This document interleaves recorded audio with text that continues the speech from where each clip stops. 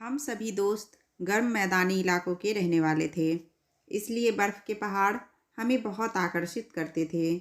हमारा एक दोस्त एक दो बार उन पहाड़ों से घूमकर आ चुका था, इसलिए कुछ ज़्यादा ही आत्मविश्वास में था। कल जब हम सब एक दोस्त के यहाँ पार्टी में थे, तब उन पहाड़ों के हसीन नज़ारे बता बता कर वह इस बार हम सबको वहाँ जाने के लिए मना लिया था। और न केवल हमें बल्कि हमारी बीवियों को भी उस सफ़र पर जाने के लिए उसने राज़ी कर लिया। तय समय पर हम सभी दोस्त अपनी पत्नियों के साथ पूरी तैयारी से निकल पड़े। पहले ट्रेन का लंबा सफ़र तय करना पड़ा, फिर एक स्टेशन पर उतरकर किराए की टैक्सी से हम पहाड़ों की ओर निकल पड़े। रास्ते में कहीं गाड़ी रुकती तो गाड़ी से उतरने पर ठंड का एहसास होता। वाकई यहाँ बेहद ठंड थी। हम सब गर्म कपड़ों के साथ थे तो चिंता नहीं थी। हम देर रात होटल पहुँचे। हम सब ने साथ साथ खाना खाया, खूब बातें किए और सुबह से पहाड़ की चढ़ाई के बारे में सोच सोच कर रोमांचित हो रहे थे। सुबह सब चलने के लिए तैयार थे। उस ओर जाने वालों की बहुत भीड़ थी। हम भी अपनी तैयारी के साथ निकल पड़े। हम सब साथ साथ थे। यहाँ इस यात्रा में हमारे बीच यह तय था कि हम सबको वहाँ पहुँचकर वहाँ के तंबुओं में जो एक कमरे के समान था, हमारे नाम से रिजर्व था, उसमें रात गुजारनी थी और दूसरे दिन फिर पहाड़ों के रास्ते वापस आना था। हम साथ साथ चल रहे थे। आसपास का नज़ारा बेहद खूबसूरत था। बर्फ़ से ढकी चट्टानें, पेड़ की नुकीली पत्तियों पर बर्फ़ मोती जैसे चिपके थे। दूर दूर तक पहाड़ों की लंबी लाइन लगी थी और उस पर बर्फ़ थी। हम सब इन नज़ारों, इन दृश्यों का आनंद लेते हुए आगे बढ़ रहे थे। रास्ते में भीड़ ज़्यादा थी, इसलिए पहाड़ों के रास्ते में कभी कभी जाम लग जाता था। इस भीड़ में अक्सर एक दूसरे से हम अलग हो जाते, लेकिन फिर सब एक दूसरे से मिल जाते। यहाँ का मौसम अब तक तो ठीक ठाक था, पर गर्म कपड़े पहनने के बावजूद हमें ठंड लग रही थी और ज्यों-ज्यों हम ऊपर बढ़ रहे थे, सांस लेने में भी कठिनाई हो रही थी। और अब काले घने बादल घिर आए। कुछ देर बाद बारिश शुरू हो गई थी। पहाड़ में कहीं छाँव नहीं थी, सो हम बढ़ते ही जा रहे थे। हम चल रहे थे, हमारे साथ और भी लोग थे और अचानक सामने के पहाड़ से ढेर सारी मिट्टी और कीचड़ तूफान की तरह आया, जो हमारे रास्ते की तरफ था। उसकी रफ्तार इतनी तेज़ थी कि सब लोग यहाँ वहाँ गिर पड़े। सामने का रास्ता बंद हो गया था और हम में से बहुत से लोग फिसल कर नीचे आ गए थे, जहाँ मिट्टी और बर्फ़ बहुत ज़्यादा थी। नुकसान ज़्यादा नहीं हुआ, पर हम सब एक दूसरे से बिछड़ गए। किसी को किसी की सुध बुध नहीं थी। किसी तरह हम संभले, फिर एक दूसरे की खोज खबर ली, पर किसी का कोई पता नहीं चल रहा था। यहाँ जो सबसे ज़्यादा ज़रूरी था, वह यह कि हम सबको अंधेरा होने के पहले अपने कैंप में पहुँचना था। किंतु अब रास्ता साफ ना होने के कारण हमें अपने हिसाब से आगे बढ़ना था, जो बेहद जोखिम भरा था। इस भगदड़ में मैं और मेरे दोस्त की पत्नी श्वेता साथ रह गए थे। मेरी पत्नी कहाँ थी और मेरे और दोस्त कहाँ थे, यह कुछ भी नहीं पता चल रहा था।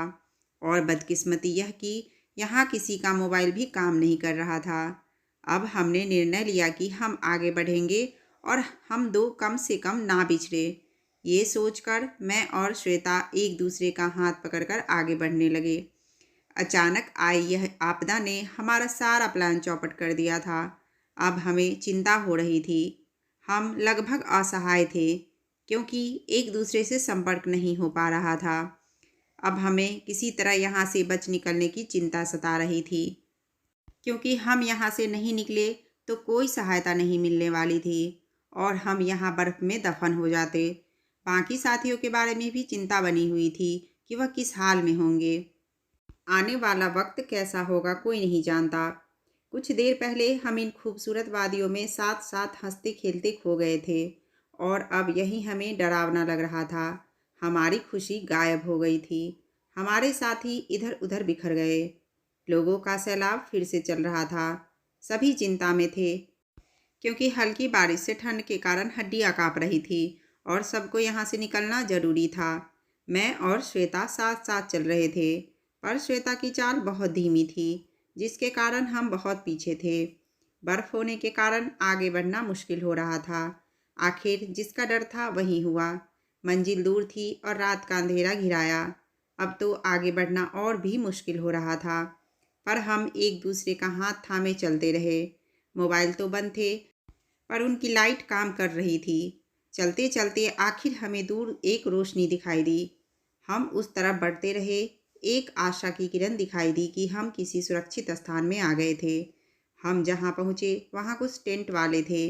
उन्होंने अपने ठहरने के लिए टेंट बना रखा था और कुछ किराए पर अपना टेंट दे रहे थे। लेकिन अब पूरी रात सबको यहीं रुकना था। आगे का सफ़र सुबह ही शुरू किया जा सकता था, इसलिए हमने वहीं उनके बीच रुकने का फैसला ले लिया। इस अनजान अंधेरे बर्फ से ढके चारों ओर पहाड़ों के बीच एक छोटे से मैदान में कुछ तंबू के बीच में मैं और श्वेता पूरी रात बिताने के लिए मजबूर थे। कौन कहाँ था किसी को पता नहीं।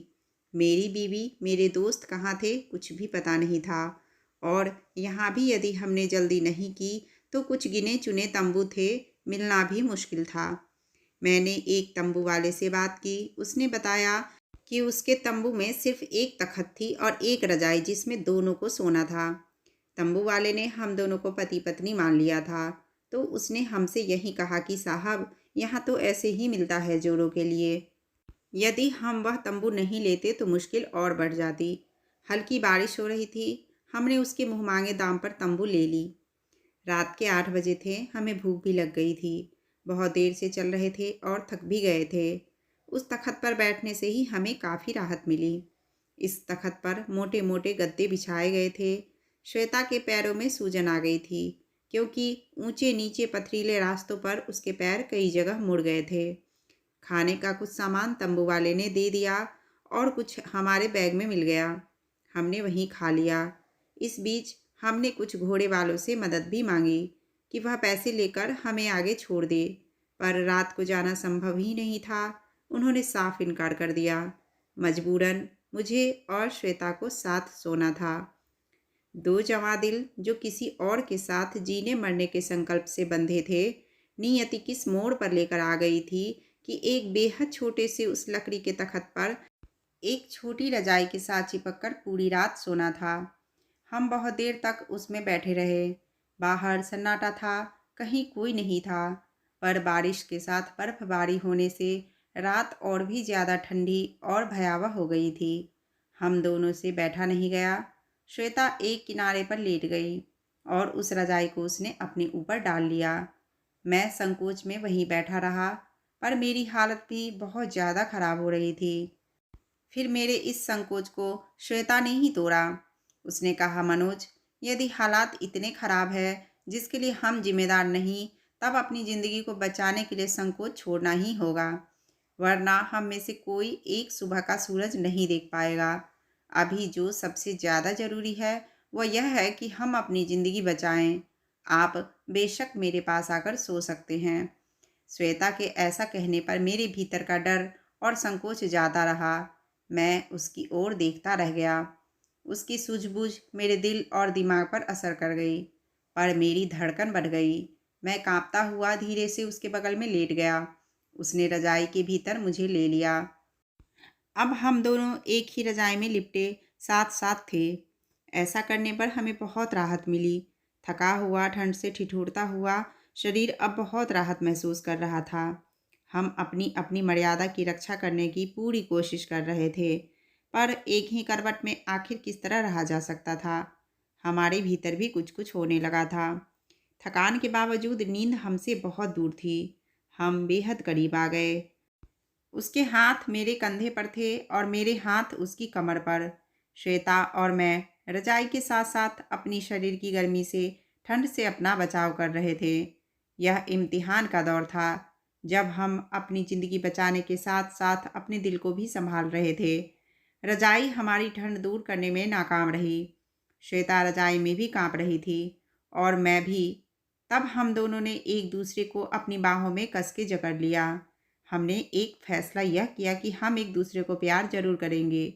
हम एक दूसरे को ठंडा नहीं होने देंगे। ठंडा होना हमारे लिए बेहद घातक होगा।